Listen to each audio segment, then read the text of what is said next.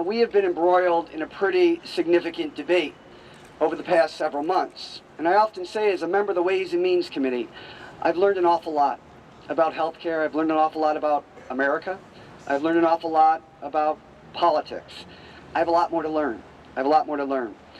This has been an extraordinary process. It's been replete with fact distortion, verbal manipulation.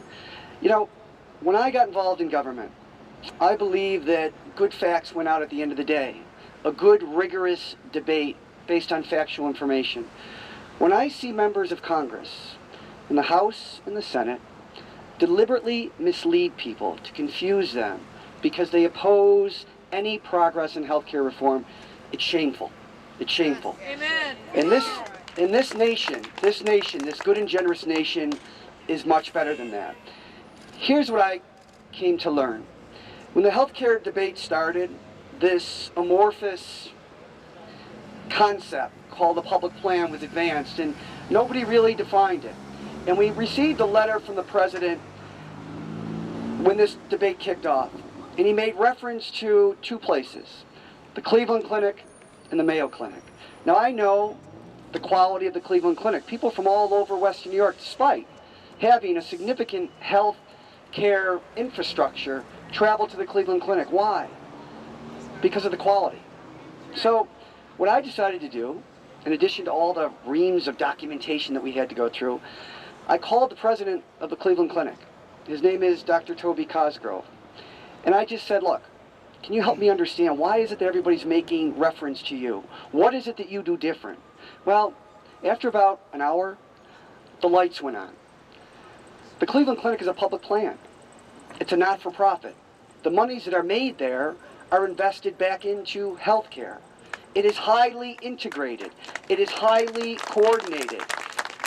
At the Cleveland Clinic, they put patients over profits. They put quality over quantity. They put value over volume. We talk about electronic medical records. It is shameful that in this community, less than 10% of doctors' offices, doctors' practices, have electronic medical records fully implemented. In London, it's 95%. In New Zealand, it's 98%. The point is, you can't do all the things that we're trying to do, move from fee-for-service to full quality, complete care for the patient without electronic medical records. We should have a strong public plan.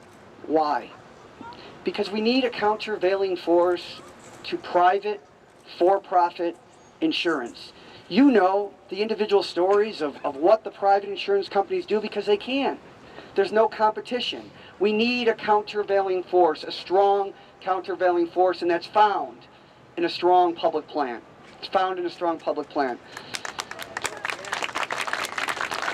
Healthcare in this nation is a $2.5 trillion industry. $2.5 trillion. It's 17% of the gross national product. 17% of the American economy. Health insurance premiums have doubled in the last 10 years, and they'll double again. And as they continue to grow, these costs, at 3, 4, 5, 6 times the rate of inflation, people lose their health care. That is the leading contributor to people losing their health care. 14,000 people every single day lose their health care. That's wrong. It's wrong.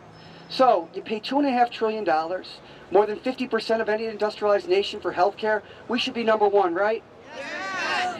According to the World Health Organization, we're 37th in overall quality. We can do better in America. That's right. We're 41st in infant mortality. That means in 40 other countries, kids from birth to 1 year of age live in higher percentages than they live in America. That's wrong in this country. We can do much better.